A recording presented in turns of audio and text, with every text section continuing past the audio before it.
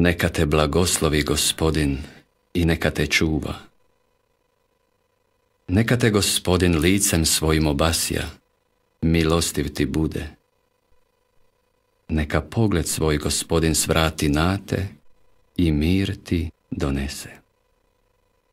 Braćo i sestre,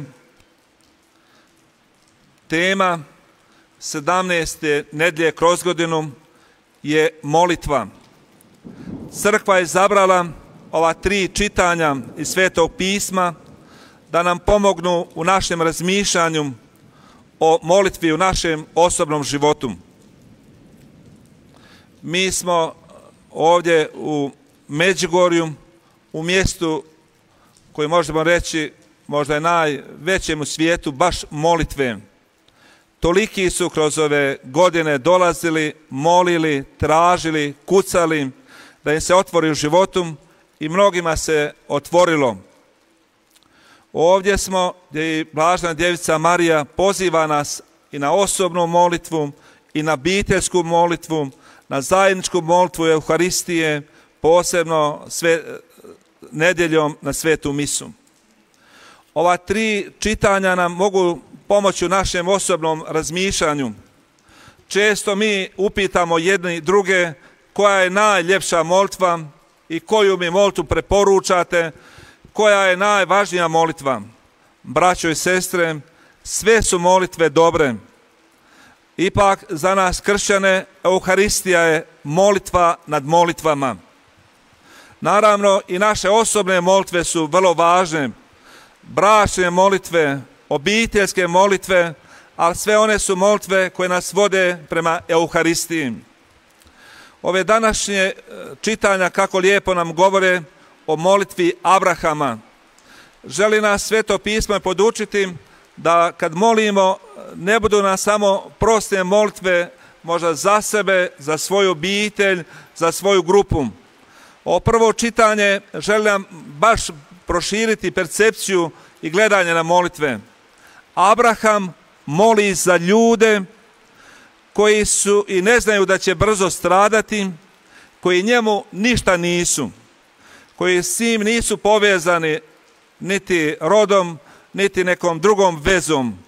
Ali ipak on želi da Bog spasi ona 2 grada koja su po zlu velika, koja su gradovi ogrizli u zlu i zločinu.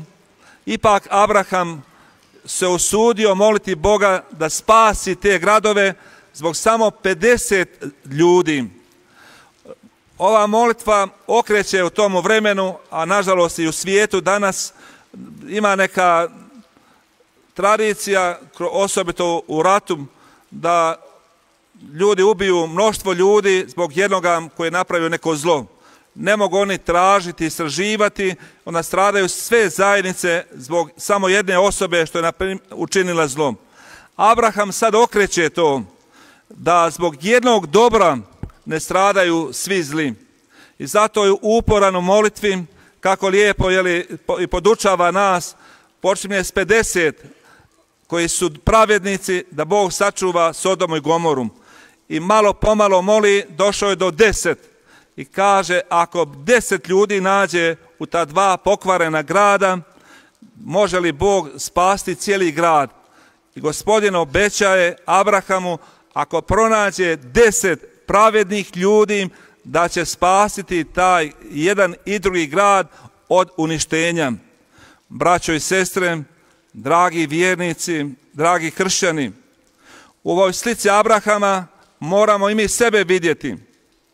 Moramo vidjeti da molimo za ovaj svijet.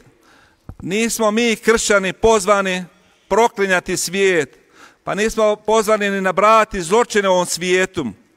Pozvani smo mi abrahamskim putem moliti Gospodina za ovaj svijet. Abraham je došao do 10 i Gospodin pristaje ako pronađe 10 pravednih da ti gradovi neće stradati. Evo i naše zadaće kao kršćana, kao crkve u svijetu. Možda nas brojem ima više od 10% u svijetu kršćana, ali nismo mi za 10% nego nas 10 i koji procenat možda više, svako možda 8. kršćan u svijetu, zaduženi za cijeli svijet. Zato je svaka naša molitva mora biti za cijelo čovječanstvo. Ne samo za članove crkve, ne za samo nas vjernike, nego poput Abrahama, baš za cijelo čovječanstvo. Braćo i sestre, ovdje u blizini Mostara, u jednoj crkvi, bila isto ova 17. nedjelja i nakon propovjedi ja kažem sada župljanima, molim vas kad dođete kući, uzmite papir i olovku, imate zadaću napisati 10 pravednih ljudi koje vi znate. Sljedeći tjedan sam došao u crkvu, pitam ja, njih je li itko izvršio onu zadaću? Jeste li napisali 10 pravednih? Jeste li ih pronašli? Ako ih niste pronašli, znači moramo mi se truditi da bude 10 pravednih. I jedan se vjernik javio, podigao ruku, kaže on, ja sam došao kući, poslušao vas, uzeo papir i olovku i pišem. Jedan pravednik, drugi pravednik, treći pravednik, četvrti pravednik, peti. Pronašao sam im 5. Razmišljam, molim, ajde 6. pišem. Napisao sam sebe 6. Opet malo molim, razmišljam, prekrižio sam se. Ne spadam ja u pravednike. Ali ću se potruditi da budem pravednik i da moj život i moje ime kršćana bude upisano među ti 10 zbog kojih Gospodin želi spasti i Sodomu. Braćo i sestre, ova molitva Abrahamova i nas poziva koji večeras slušamo i ove nedjelje riječ Božju, nas vjernike, da nam Bog, kako završava danas, dadne Duha Svetoga, da budemo mi među tim pravednicima zbog kojeg će Bog spašavati i spasti ovaj svijet.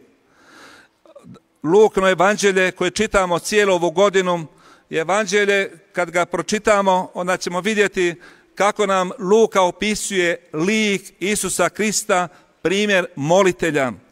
Isus u Lukinom evanđelju često je u molitvi cijelu noć, pred svim odlukama koje je donosio, izborima, poslanjima, uvijek je Isus u molitvi. I u ovom današnjem evanđelju što smo čuli, nakon kad su vidjeli njegovi učenici kako Isus moli, poželjeli su nakon njegove molitve da i njih poučim. Isus uči ih Oče naš. Oče naš je uvijek velika molitva za nas kršćane, zato na prvom mjestu što su Isusove riječi. Bog nas uči kako ćemo moliti i kojim se riječima njemu obraćati.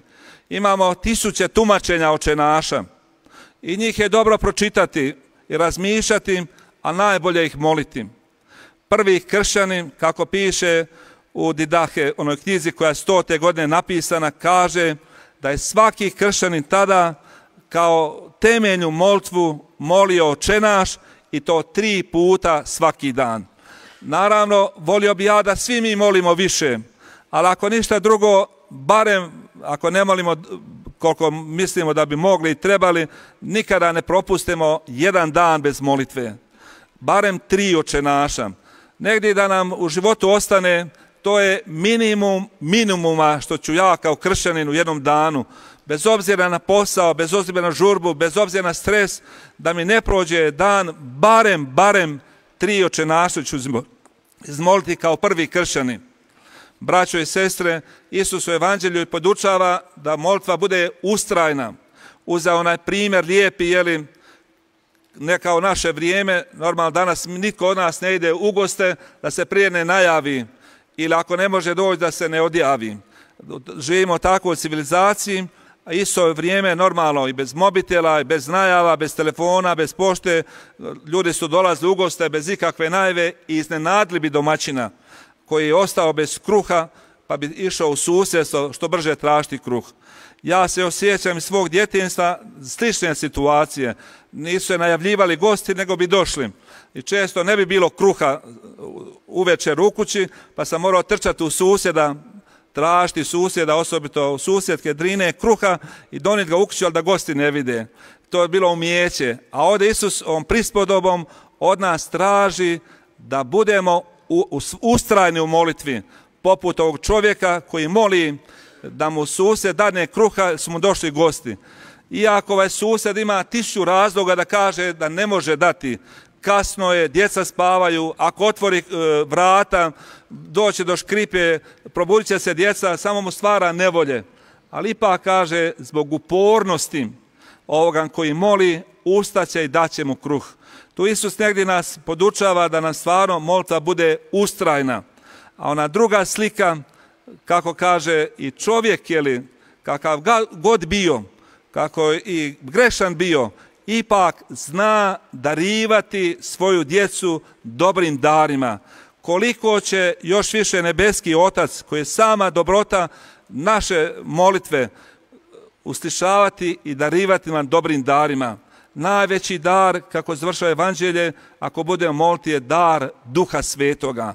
Braćo i sestre, dragi hodočasnici, koji ste ovdje u Međugorju dana, uz ove svoje molitve i za svoje obitelji i za sve one koji se preporučuju vaše molitve, molite i za cijeli svijet, poput Abrahama, da Bog spašava i spasi cijelo čovječanstvo i zbog naših molitvi i naše truda da budemo pravedni ljudi.